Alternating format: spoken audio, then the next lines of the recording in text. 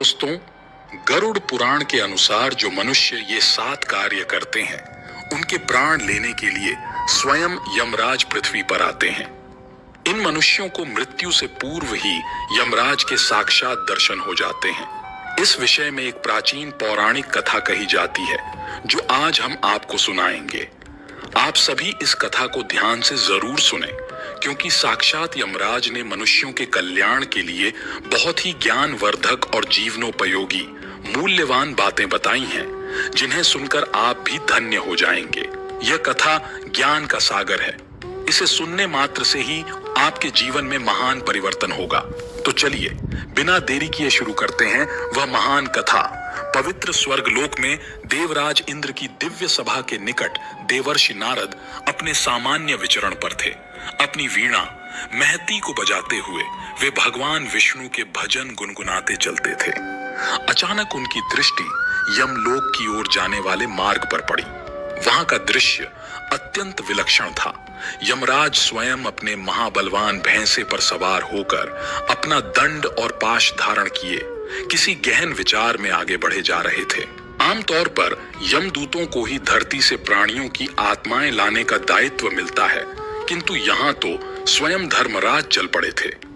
देवर्षि नारद ने तुरंत अपनी वीणा को थोड़ा विराम दिया और आश्चर्य से सोचने लगे, क्या कोई ऐसा पुण्यात्मा इस धरती पर है जिसे लाने स्वयं यमराज जा रहे हैं, अथवा कोई घोर पापी ऐसा जन्मा है जिसे दंडित करने स्वयं धर्मराज को जाना पड़ रहा है। नारद जी की जिज्ञासा बहुत प्रबल थी। उन्होंने मन ही मन निश्चय किया कि यमराज से पूछे बिना यह रहस्य खुलने वाला नहीं है। अतः वे अपनी दिव्य गति से आगे बढ़े और यमराज के समीप पहुंचकर बोले, हे धर्मराज, मैं आपको प्रणाम करता हूं। आज इतनी शीघ्रता से आप पृथ्वी लोक की ओर जा रहे हैं। ऐसा कौन सा कार्य आन पड़ा कि स्वयं महाबली यमराज को जाना पड़ रहा है? मेरे मन में इस रहस्य को जानने की बड़ी इच्छा है। यमराज ने देवर्षि नारद को देखकर अपना भैंसा थोड़ा रोका और सम्मान पूर्वक उत्तर दिया, हे देवर्षि नारद, आपको भी मेरा प्रणाम। आप तो भगवान विष्णु के परम भक्त हैं और संपूर्ण जगत के समाचार जानते हैं। फिर भी जब आपने पूछा है तो मैं बताने का प्रयत्न करता हूँ। आज पृथ्वी लोक पर 7 ऐसे मनुष्यों के प्राण लेने जा रहा हूँ, जिनके कर्म इतने विलक्षण हैं कि उनके पास मेरा स्वयं उपस्थित होना आवश्यक है। चाहे वे पापी हों या पुण्यात्मा, यह मेरा अपना नियम है कि जो भी मनुष्य जीवन में ये 7 विशिष्ट कर्म करता है, उसे यमलोक लाने के लिए मैं स्वयं जाता हूँ। नारद जी का विस्मय और भी बढ़ गया। वे बोले, हे धर्मराज, मनुष्यों के प्राण लेने के लिए तो आपके यमदूत जाते ही हैं, फिर ऐसी कौन सी विशेषता है कि आपको स्वयं जाना पड़े? क्या वे 7 मनुष्य किसी महान पुण्य के भागी हैं या उनमें कोई घोर पापी भी है? यमराज ने कहा, हे देवर्षि, मैंने कहा ना, चाहे वह पापी हो या पुण्यात्मा, यदि उसने अपने जीवन में ये 7 कार्य किए हैं तो मुझे स्वयं उसके प्राण लेने आना होता है। आप यदि इच्छुक हों तो मेरे साथ चलिए। मैं उन सबके दर्शन भी करा दूंगा और उनके कर्मों का ब्यौरा भी बताऊंगा। देवर्षि नारद ने भी सोच लिया कि ऐसा सुनहरा अवसर फिर शायद ही मिले जब स्वयं धर्मराज के साथ पृथ्वी लोक पर जाकर उन मनुष्यों के बारे में जाना जा सके। अतः वे बोले, हे धर्मराज, ये मेरा सौभाग्य होगा। मैं अवश्य आपके साथ चलूंगा। कृपया मार्गदर्शन करें। इतना सुनते ही यमराज ने अपने भैंसे को निर्देश दिया और यमलोक की सीमाओं को पार कर वे देवर्षि नारद के साथ आकाश मार्ग से पृथ्वी की ओर प्रस्थान कर गए। उनका पहला गंतव्य था एक घना दुर्गम वन क्षेत्र, जहां एक अत्यंत दरिद्र ब्राह्मण की कुटिया थी। यह घना वन महाक्षय वन कहलाता था। इस वन का वर्णन अनेक पुराणों में भी मिलता है। यहाँ ऋषि मुनि कठोर तप करते थे और अनेक आध्यात्मिक साधनाएं संपन्न होती थीं। उसी वन के मध्य एक जर्जर सी कुटिया खड़ी थी, जिसके बाहर एक अत्यंत दरिद्र वृद्ध ब्राह्मण का मृत शरीर पड़ा था। वहां न कोई परिजन था, न कोई मित्र, न कोई पड़ोसी। चारों ओर सन्नाटा था। केवल सूखे पत्तों की सरसराहट और कभी कभी वन पक्षियों का क्रंदन सुनाई देता था। यमराज और देवर्षि नारद वहां पहुंचे। देवर्षि ने उस वृद्ध ब्राह्मण के मृत शरीर को देखा तो उनका हृदय द्रवित हो उठा। उन्होंने यमराज से पूछा, हे धर्मराज, यह कौन है? यहाँ तो इसकी देखभाल के लिए कोई नहीं दिख रहा। इसके परिवारजन कहाँ हैं? यमराज ने उस मृत ब्राह्मण के शरीर के समीप खड़े होकर गंभीर स्वर में उत्तर दिया, हे देवर्षि, इसका नाम सत्यव्रत है। यह अपने समय का अत्यंत विद्वान ब्राह्मण था, किंतु जीवन भर इसने सत्य का पालन किया। इसने कभी असत्य नहीं बोला, कभी किसी का छल कपट नहीं किया और धर्म के मार्ग से तनिक भी विचलित नहीं हुआ। परिणाम स्वरूप यह गरीबी से उबर नहीं पाया। समाज ने इसका तिरस्कार किया, क्योंकि सत्य बोलते समय कई बार यह लोगों को अप्रिय भी लगने। यमराज ने विस्तार से समझाया, देखिए, इस संसार में कई मनुष्य मिलेंगे जो छल कपट, झूठ और बेईमानी के माध्यम से धन या सुविधाओं का अर्जन कर लेते हैं। सत्यव्रत ने ऐसा कभी नहीं किया। इसने सदैव सत्य का साथ दिया। शास्त्रों में कहा गया है, सत्यम वद, धर्मम चर, अर्थात सदैव सत्य बोलो और धर्म के मार्ग पर चलो। इसने अपना सारा जीवन इसी सिद्धांत पर जिया। हो सकता है भौतिक दृष्टि से इसका जीवन संघर्षमय रहा हो, किंतु आध्यात्मिक दृष्टि से यह एक महान पुण्यात्मा है। नारद जी ने उसकी निस्सहाय स्थिति देख व्यथित होते हुए कहा, हे धर्मराज, क्या इसने जीवन में कभी कोई पाप किए हैं? क्या इसने कभी दूसरों का मन दुखाया है? यमराज बोले, यह सत्यव्रत बड़ा ही विनम्र था। सत्य बोलते समय भी यह किसी का अनादर नहीं करता था। अत्यंत विनम्रता पूर्वक अपने विचार रखता था, लेकिन सत्य कटु होता है। कई बार लोगों को असुविधा हो जाती है, किंतु इसके पुण्य इतने महान हैं कि इसको स्वयं लेने के लिए मुझे आना पड़ा। ये मेरा नियम है कि जो मनुष्य जीवन भर सत्य का पालन करता है और किसी को कष्ट पहुंचाए बिना धर्म के मार्ग पर अटल रहता है, उसे ले जाने के लिए मैं स्वयं आता हूं, चाहे वह व्यक्ति धन संपदा से वंचित ही क्यों न रहा हो। अब यमराज ने अपने दिव्य अधिकार से सत्यव्रत की आत्मा को उसके मृत शरीर से निकाल लिया। जैसे ही आत्मा बाहर निकली, उसके मुख पर एक अद्भुत तेज था। सत्यव्रत की आत्मा ने देवर्षि और यमराज को प्रणाम किया। यमराज ने उसे सांत्वना दी और इशारा किया कि उसे आगे चलना है। देवर्षि नारद के मन में प्रसन्नता हुई कि सत्यव्रत ने भौतिक कष्टों के बावजूद महान जीवन जिया। वह सत्य का महत्व समझ गए और उन्होंने सोचा, इस संसार में सत्य का पालन करना आसान नहीं, किंतु जो ऐसा कर लेता है वह सच में महान पुण्य अर्जित करता है। इस प्रकार यमराज ने सत्यव्रत के प्राण लेकर उसे अपने दिव्य मार्ग पर आगे प्रस्थित कर दिया। तत्पश्चात यमराज और देवर्षि नारद आकाश मार्ग से आगे बढ़ चले। यमराज का भैंसा आकाश में बड़े वेग से उड़ रहा था और देवर्षि नारद उनके साथ साथ चल रहे थे। तभी नारद जी ने पूछा, हे धर्मराज, अगला स्थान कहाँ है और अब हम किसके प्राण लेने के लिए जा रहे हैं? यमराज ने उत्तर दिया, हे देवर्षि, अब हम श्रीवर्धनपुरी नामक नगर की ओर चल रहे हैं। वहां एक हरिदास नामक मनुष्य की मृत्यु हुई है। वह एक ऐसा मनुष्य था जिसने जीवन पर्यंत मातृ देवो भव, पितृदेवो भव, आचार्य देवो भव के सिद्धांतों का पालन किया। उसने अपने माता पिता और गुरुजन की इतनी सेवा की है कि उसके पुण्य भी अपार हैं। अतः उसके प्राण लेने के लिए मुझे स्वयं जाना आवश्यक है। नारद जी ने कहा, यह सच में सौभाग्य की बात है कि आज मुझे आपके साथ ऐसे पुण्य आत्माओं का दर्शन करने का अवसर मिल रहा है। आइए देखें उस हरिदास को। कुछ ही क्षणों में वे श्रीवर्धनपुरी नामक प्राचीन नगर के उपनगर में पहुंचे। वहां एक छोटी सी कुटिया थी, किंतु उसके बाहर कुछ लोग दुखी मुद्रा में खड़े थे। कुटिया के सामने पहुंचने पर देवर्षि ने देखा कि एक जवान पुरुष मृत अवस्था में पड़ा था और उसके वृद्ध माता पिता बिलख बिलख कर रो रहे थे। देवर्षि नारद ने कहा, हे धर्मराज, यह युवक तो काफी युवा दिखाई देता है। इसके माता पिता बहुत वृद्ध हैं। ऐसा कौन सा कर्म था जिसके कारण इस युवक ने इतनी जल्दी अपना शरीर त्याग दिया? यमराज ने समझाया, हे देवर्षि, इस युवक ने जीवन भर अपने माता पिता की सेवा की। जवानी में भी जब इसे स्वयं गृहस्थी बसाने का समय था, इसने अपने लाभ हानि से अधिक अपने माता पिता की सुख सुविधा का ध्यान रखा।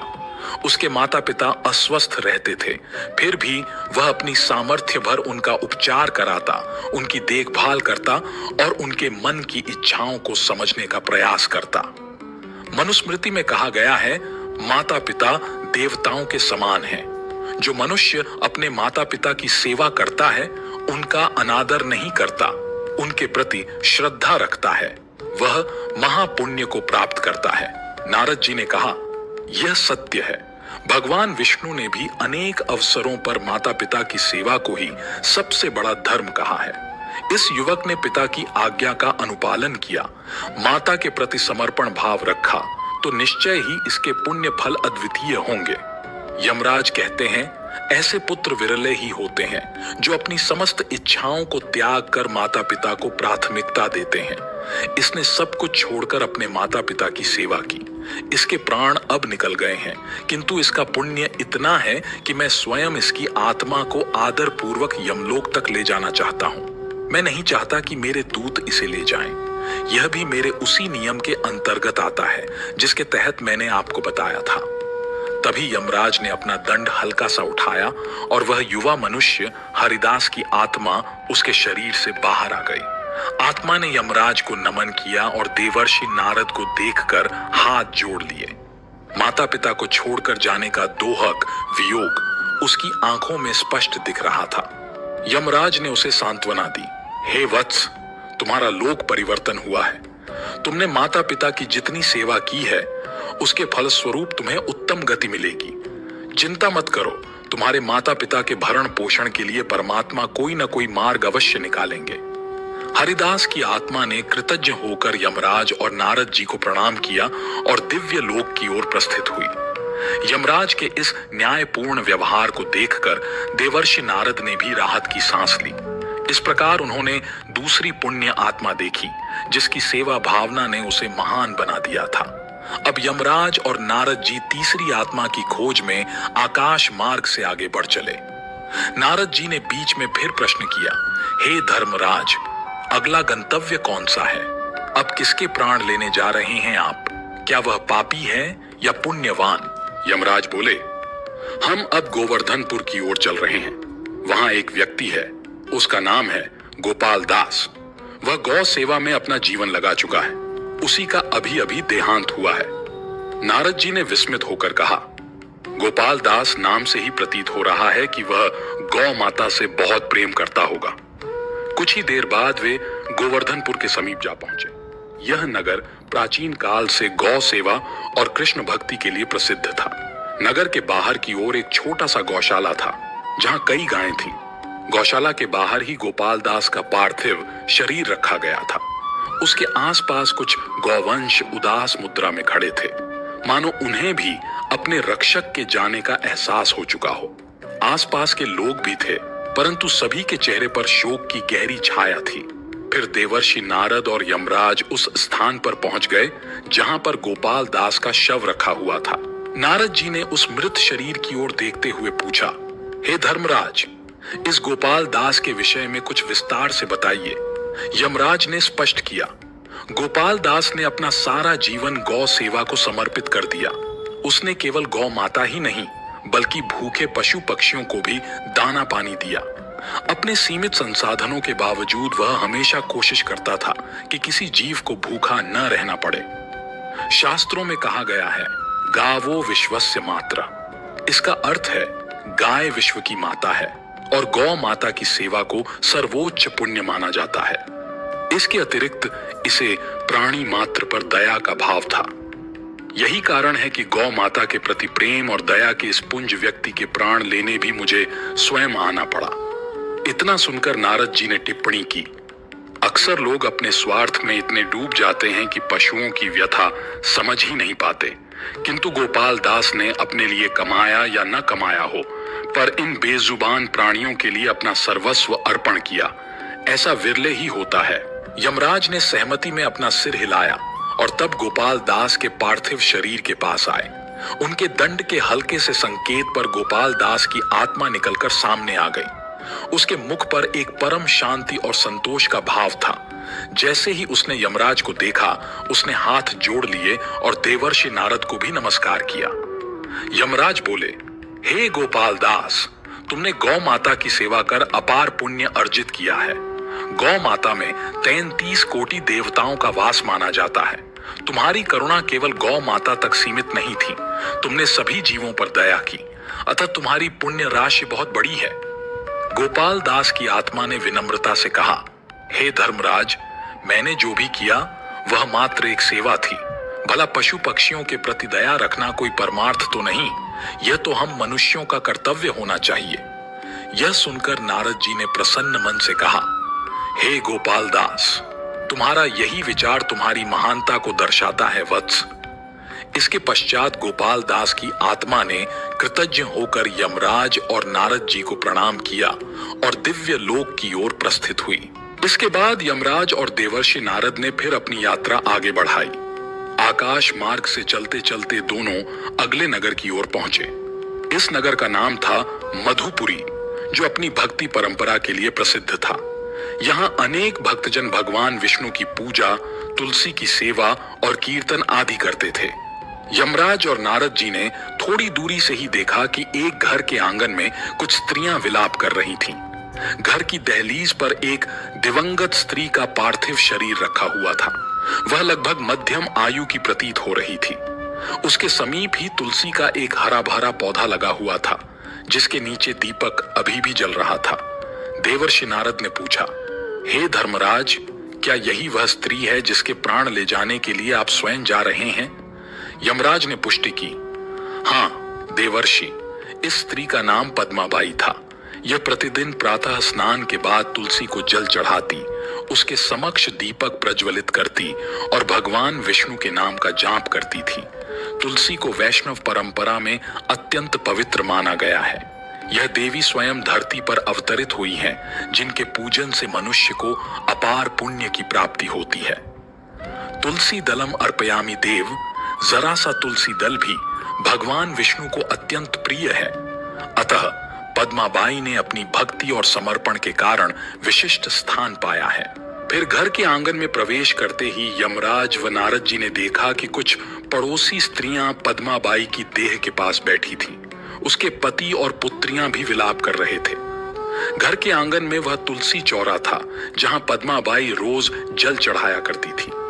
वहां एक कलश रखा था, जिसमें गंगाजल था और एक छोटा दीपक अभी तक टिमटिमा रहा था। नारद जी ने कौतूहल पूर्वक पूछा, हे धर्मराज, तुलसी की पूजा में ऐसा क्या महत्व है जो आपने स्वयं आने का नियम बना रखा है? यमराज ने विस्तार से समझाया, तुलसी स्वयं लक्ष्मी स्वरूपा है। तुलसी शब्द का अर्थ ही अनूठा, अद्वितीय होता है। पद्म पुराण और अन्य कई ग्रंथों में वर्णन आता है कि तुलसी व्रत, तुलसी पूजन करने वाले मनुष्य के बड़े से बड़े पाप नष्ट हो जाते हैं। भगवान विष्णु के समक्ष यदि तुलसी दल चढ़ाया जाए तो वह अत्यंत प्रसन्न होते हैं। पद्माबाई ने अपने जीवन में यह नियम कभी नहीं तोड़ा। बरसात हो या सर्दी, उसने प्रतिदिन तुलसी को जल दिया, दीप जलाया और भक्ति भाव से स्तुति की। यह भक्ति व सेवा का अद्भुत मेल है।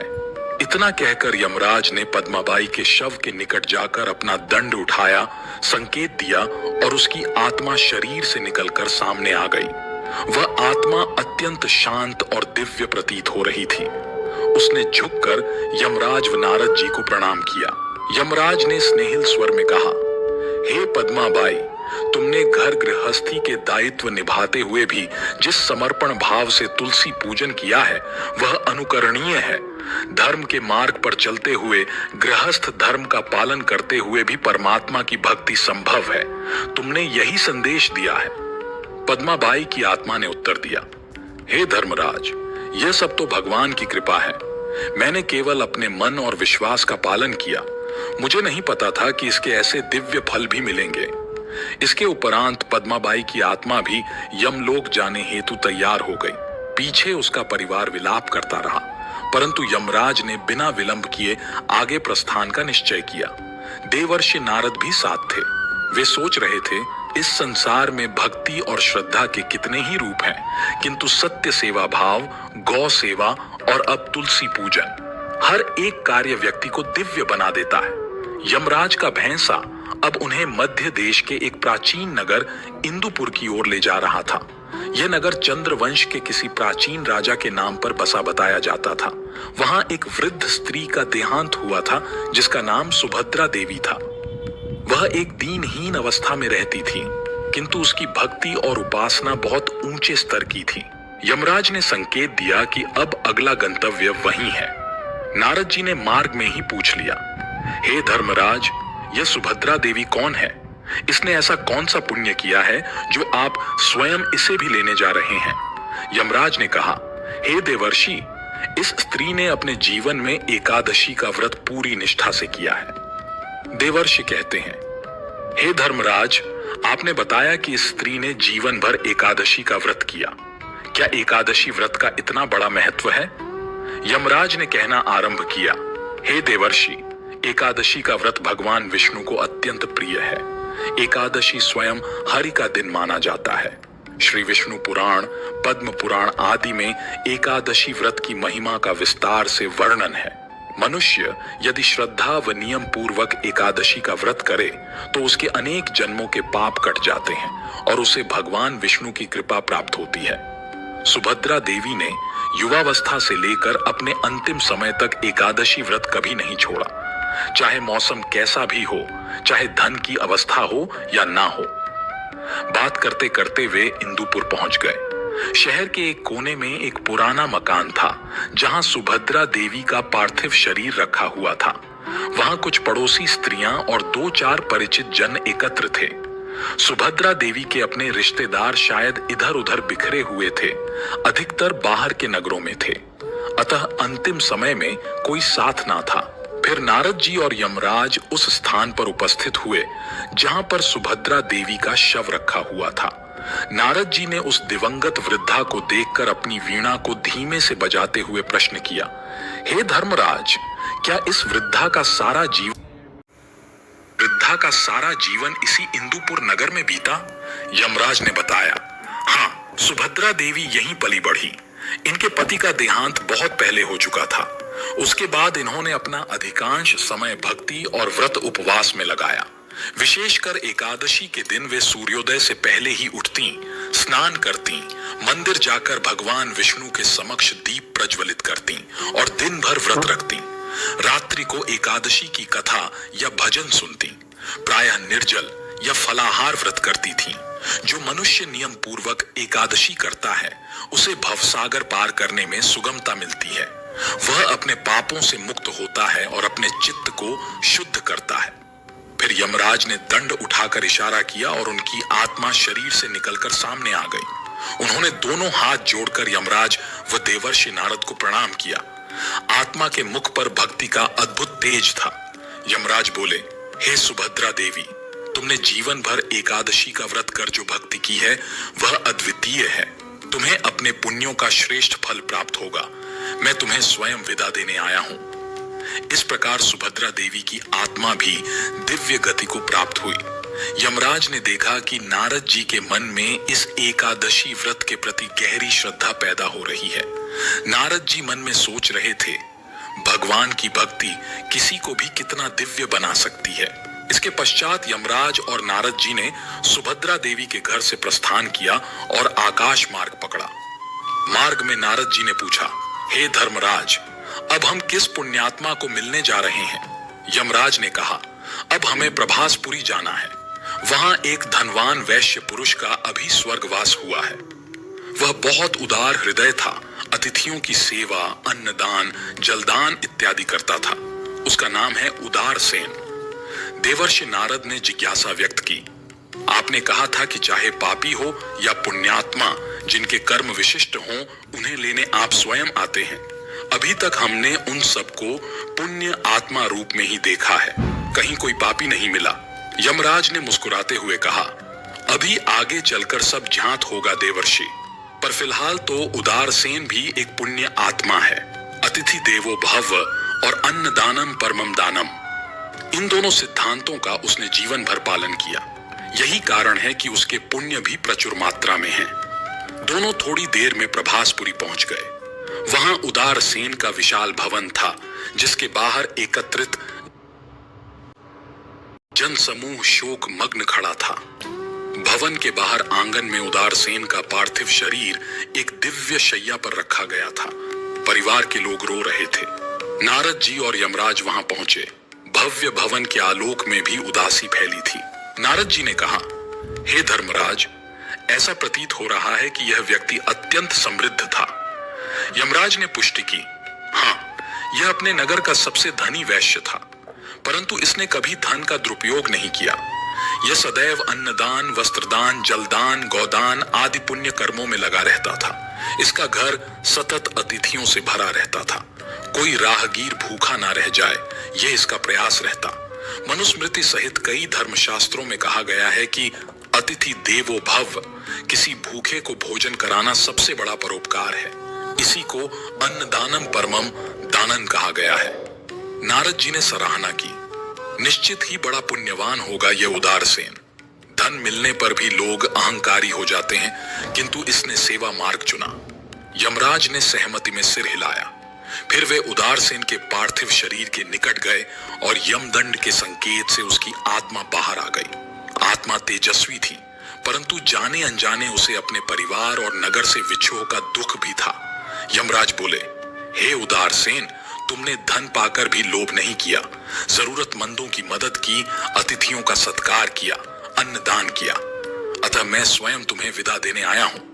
तुम्हारे पुण्यों की महिमा अपरंपार है। इतना कहकर यमराज ने उदारसेन को आशीर्वाद दिया और उसकी आत्मा दिव्य लोक के लिए प्रस्थान करने लगी। फिर यमराज और देवर्षि भी उस स्थान से प्रस्थान हुए और आकाश मार्ग की ओर जाने लगे। अब तक देवर्षि नारद और यमराज 6 व्यक्तियों के प्राण ले चुके थे, जिनमें हर एक में कोई न कोई विशिष्ट पुण्य कर्म दिखाई दिया। सत्यव्रत, हरिदास, गोपाल दास, पद्माबाई, सुभद्रा देवी और उदारसेन। 7वां कौन है जिसकी आत्मा लेने के लिए यमराज स्वयं जा रहे हैं? यमराज ने स्वयं कहा, हे देवर्षि, आपने पूछा था कि इन 7 में पापी भी हो सकता है, किंतु अब तक तो सब पुण्य आत्माएं ही मिली। चलिए अब हम उस 7वीं आत्मा के पास चलते हैं। वह एक पतिव्रता स्त्री है, नाम है सावित्री। वह विदेह नगरी में रहती है, जो प्राचीन मिथिला का ही एक प्रसिद्ध भाग है। उसका अभी अभी निधन हुआ है।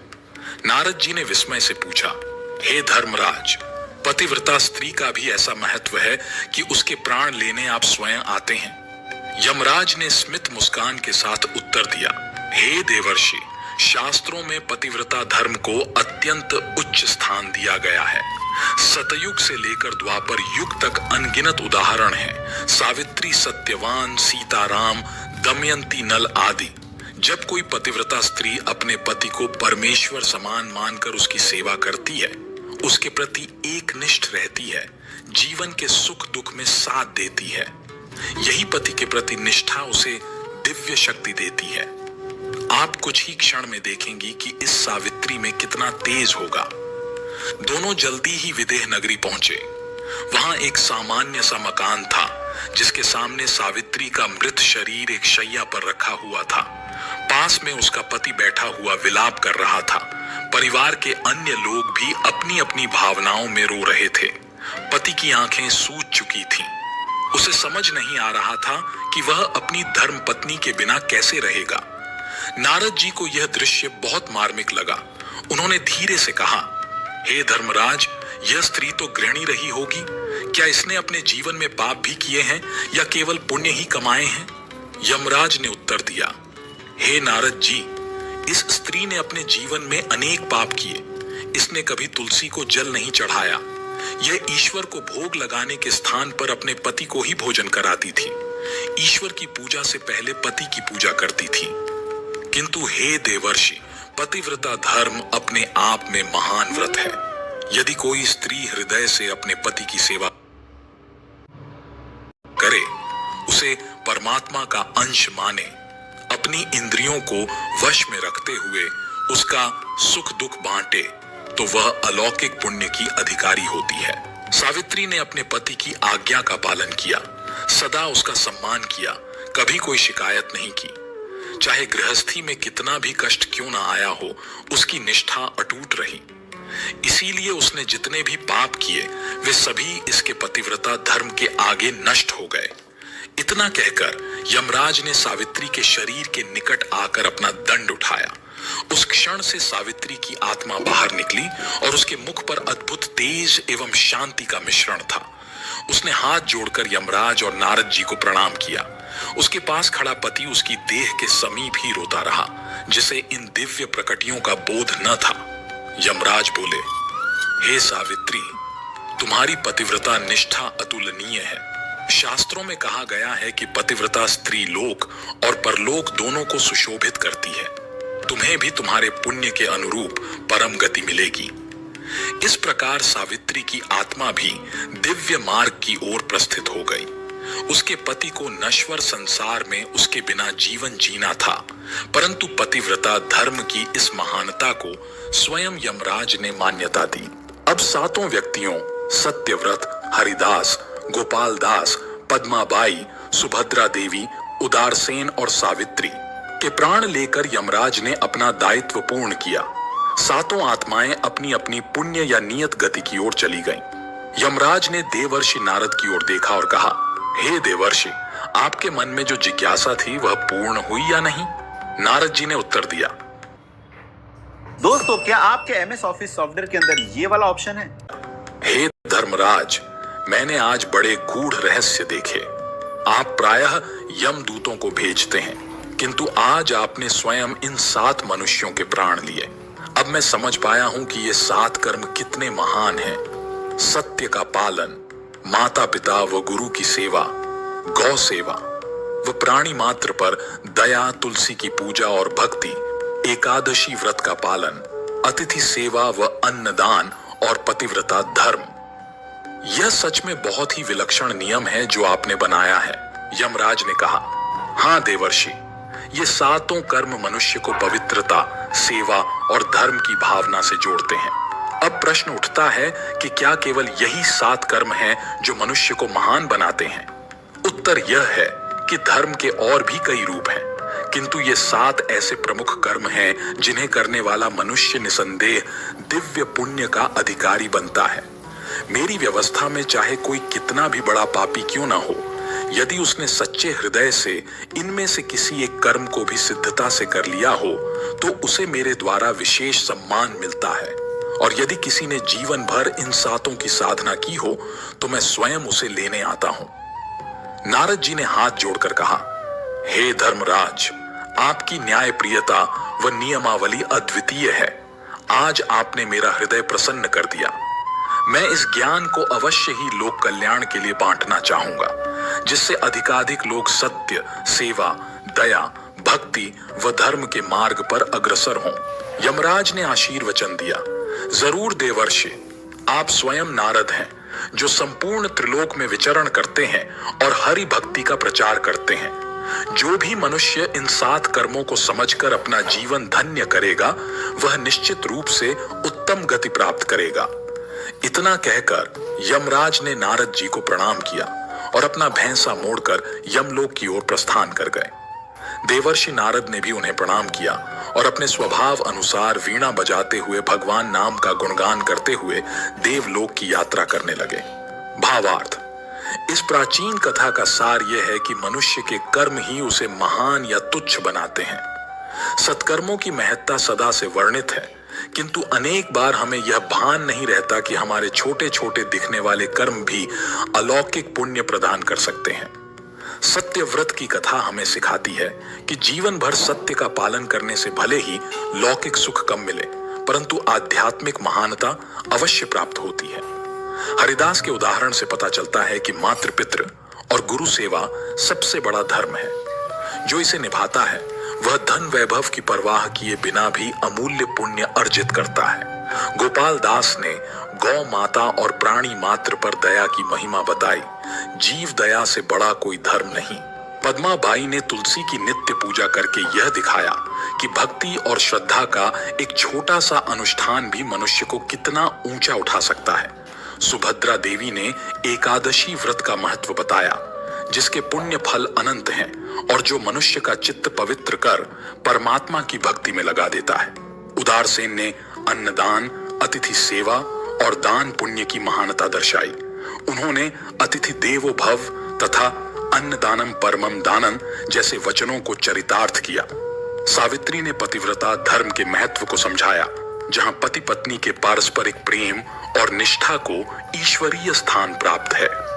इन सातों ने अपना जीवन भले ही अलग अलग परिस्थितियों में बिताया, लेकिन एक बात सब में समान थी, धर्म में आस्था और मानवीय मूल्यों का सम्मान। इसी कारण इन सब के प्राण लेने के लिए यमराज स्वयं आए।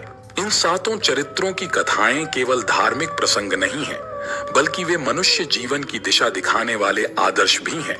सत्यव्रत, हरिदास, गोपालदास, पद्माबाई, सुभद्रा देवी, उदारसेन और सावित्री, ये सभी अलग अलग सामाजिक, आर्थिक और पारिवारिक पृष्ठभूमियों से जुड़े हुए थे। फिर भी उनके कर्मों में एक समानता थी, धर्म, सेवा और आस्था। सत्यव्रत ने जीवन भर सत्य का पालन कर यह सिद्ध किया कि असत्य और छल से भरे संसार में भी सत्य का मार्ग सबसे ऊंचा है।